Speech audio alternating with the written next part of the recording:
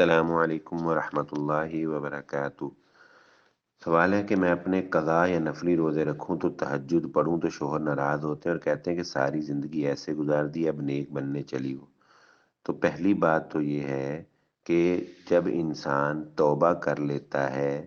تو اللہ رب العزت اس کے سابقہ تمام گناہوں کو معاف فرما دیتے ہیں۔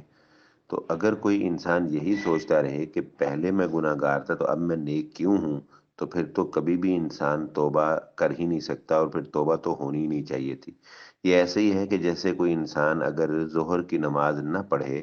تو اب آپ اس کو کہیں کہ بھائی تو عصر بھی نہ پڑھ کیونکہ تو نے ظہر نہیں پڑھی، تو یہ تو غلط ہی ہے۔ اس کو کہو بھائی عصر پڑھو اور اس کے بعد ظہر کی قضا دو، ٹھیک ہے نا، ظہر بھی پڑھ لو قضا کے ساتھ، کہ چلو ظہر تم نے نہیں بھی پڑھی اور نہیں بھی پڑھنی تو عصر تو پڑھو، پھر عصر سے آغاز کرو، مغرب عشاء پڑھو، پچھلی کی اللہ سے معافی مانگو۔ تو آپ کے شوہر کی یہ بات تو بالکل غلط ہے کہ پہلے تم ساری زندگی ایسے گزار دی اب نیک بنے، کیونکہ پہلے میں غلط تھی، اب میں نے توبہ کر لی، میں نیک ہو گئی، میں نے ظہر نہیں پڑھی لیکن مجھے اب عصر تو پڑھنے دیں اور میں ظہر کی قضا دوں گی۔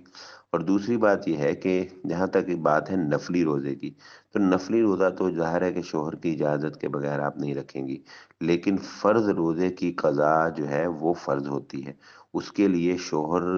کی پوچھنے کی ضرورت نہیں ہے، یا شوہر کے منع کرنے سے اس میں رکا نہیں جائے گا۔ یعنی اگر شوہر کہے کہ فرض نماز نہیں پڑھنی تو شوہر کی بات نہیں مانی جائے گی، اور اسی طرح اگر وہ کہے کہ رمضان کے روزے نہیں رکھنے تو شوہر کی بات نہیں مانی جائے گی۔ اللہ اور اس کے رسول صلی اللہ علیہ وسلم کی بات کے مقابلے میں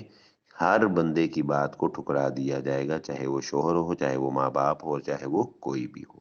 امید ہے آپ کو بات سمجھ آ گئی ہوگی، واللہ اعلم۔